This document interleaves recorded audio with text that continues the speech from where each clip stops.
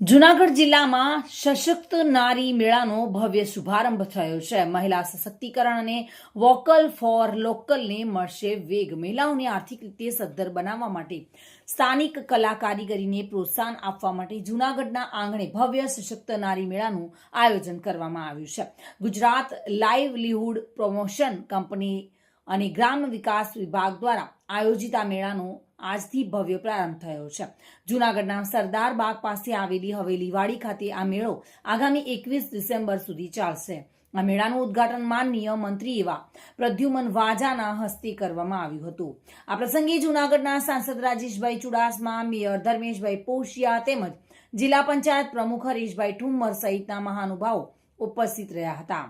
મેળાની મુખ્ય વિશેષતાઓ વોકલ ફોર લોકલ વડાપ્રધાન નરેન્દ્ર મોદીના વોકલ ફોર લોકલના મંત્રને સાર્થક કરતા stalls, one district one products હેઠળ જૂનાગઢની ખાસ પેદાશોનું વેચાણ, મહિલા ઉદ્યોગ સાહસિકતા સખી મંડળોની બહેનો દ્વારા તૈયાર કરાયેલા હસ્તકલાની વસ્તુઓ, શુદ્ધ મસાલા, ઘી અને ગૃહ શોભનની વસ્તુઓનું આકર્ષક કલેક્શન। આ મેળાનો મુખ્ય ઉદ્દેશ ગ્રામીણ અને શહેરી વિસ્તારની બહેનોને એક પ્લેટફોર્મ પૂરું પાડવાનો છે, જેથી તેઓ પોતાના હુનરને લોકો સુધી પહોંચાડી શકે અને આત્મનિર્ભર બની શકે।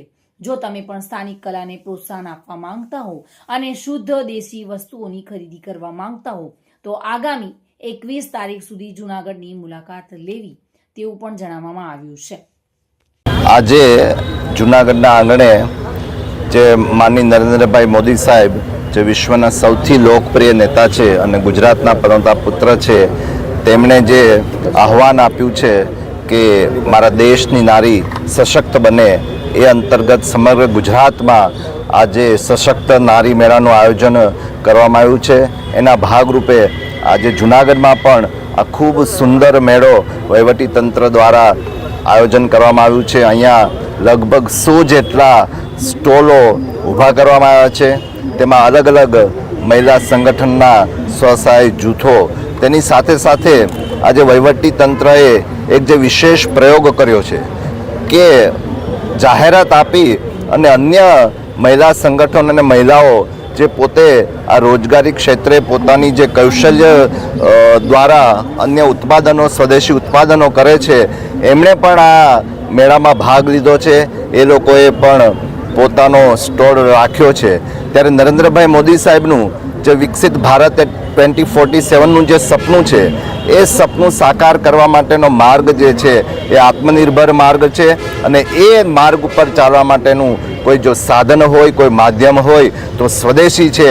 ત્યારે આ સશક્ત નારી મેળા અંતર્ગત જે મહિલાઓએ પોતે પોતાની સ્વદેશી બનાવટોની જે રજૂઆત કરી છે, એ બદલ મહિલાઓને અને તેમના જૂથોને પણ હું ખૂબ ખૂબ અભિનંદન આપું છું। તેની સાથે સાથે વહીવટીતંત્રને પણ આટલું સરસ સુંદર મજાનું આયોજન કરવા બદલ અભિનંદન આપું છું।